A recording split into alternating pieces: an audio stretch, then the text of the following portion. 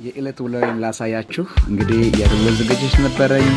ወደ ቸርች ገባሁ፣ ጸለይኩ፣ ተዘጋጀሁኝ።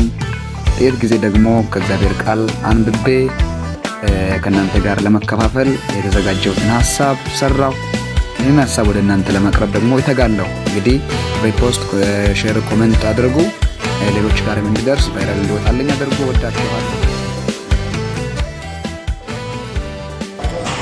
ቁጥር 1 ጀምሮ ያለውን አነባለሁ። እምነት ተስፋ ያደረግነው ነገር እንደሚፈጸም እርግጠኛ የምንሆንበት፣ የማናየውም ነገር እውን መሆኑን የምንረዳበት ነው። አባቶችም የተመሰከረላቸው በዚህ። ወዳጆቼ ሆይ ዛሬ ማካፍላችሁ አንድ ሐሳብ አለኝ። በእምነት እግዚአብሔርን ደስ ማሰኘት የሚል ሐሳብ። እግዚአብሔር ደስ የሚሰኝ ሕይወት የትኛው ነው ይባል? የእምነት ሕይወት ነው።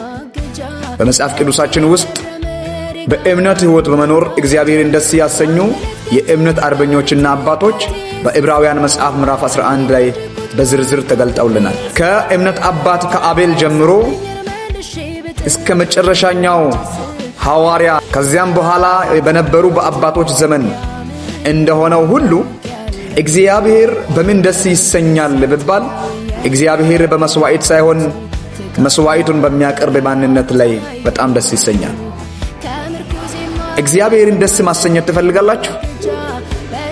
እግዚአብሔርን ደስ ማሰኘት ከፈለጋችሁ የመጀመሪያው መወሰን ያለብን ነገር ምንድነው? የእግዚአብሔርን ቃል በእምነት መታዘዝ ነው። እግዚአብሔርን ደስ ማሰኘት ለሚፈልግ ሰው ትልቁ የቤት ሥራው የእግዚአብሔርን ትእዛዝ በእምነት መታዘዝና ማድረግ የሚችል ሰው እግዚአብሔርን ደስ ያሰኛል። እስቲ እግዚአብሔርን ደስ ያሰኘውትን ሰዎች እንመልከት። አብርሃም አባታችንን ተመልከቱ። ከአባቴ ቤት ከዘሬ ቤት ከቤተሰቤ ተለይተ እኔ ወደማሳይ ምድር ውጣ ስል ሄዶ የማያውቃትን ሀገር በእግዚአብሔር ትእዛዝ በእምነት ተቀብሎ ብቻ ወጣ። ወዴት እንደሚሄድ አያውቅም። ከማን ጋር እንደሚሄድ አያውቅም። ከማንም ጋር አትውጣ ነው ያለው እግዚአብሔር። ስለዚህ እግዚአብሔር አድርጉ የሚለን ነገር በእኛ አእምሮ ልክ ላይሆን ይችላል። ነገር ግን በእግዚአብሔር አእምሮ ልክ ነው። ማመን ያለብን የእኛን አእምሮ ሳይሆን የእግዚአብሔርን አእምሮ ነው። የእግዚአብሔርን አእምሮ አምናለሁ። ሃሌሉያ። ይሄ ብቻ አይደለም።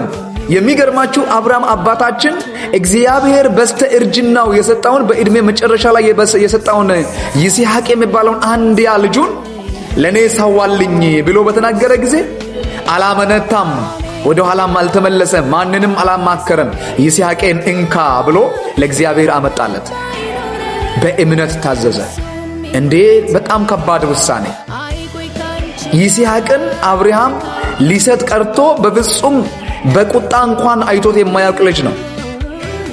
በስስት የሚጠባበቀው ልጅ ነው። እግዚአብሔር ከሳራ በሚወለድ ልጅ ዘርህን አበዛለሁ ብሎት ነበር። እግዚአብሔር ያንን የተናገረውን የሚፈጽምበት የኪዳኑን ልጅ ይስሐቅን ለእግዚአብሔር አሳልፎ ለመስጠት ይስሐቅን ሊሰዋ ወደ ተራራ ወጣ።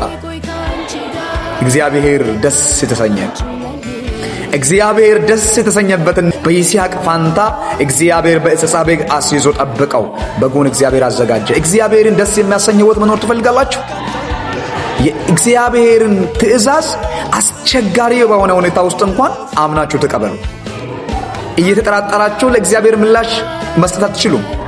ስለዚህ በሕይወታችሁ ዘመን እግዚአብሔርን ደስ የሚያሰኝ ነገር ምንድነው ካላችሁ እግዚአብሔር የተናገረንን አስቸጋሪ ትእዛዛትን እንኳን ፈጽሞ መገኘት ነው። እግዚአብሔር በዚህ ጸጋ ሁላችንን ይባርክ። ይህንን እንቀጥላለን። ቀጣይ ክፍል ላይ እንገናኝ።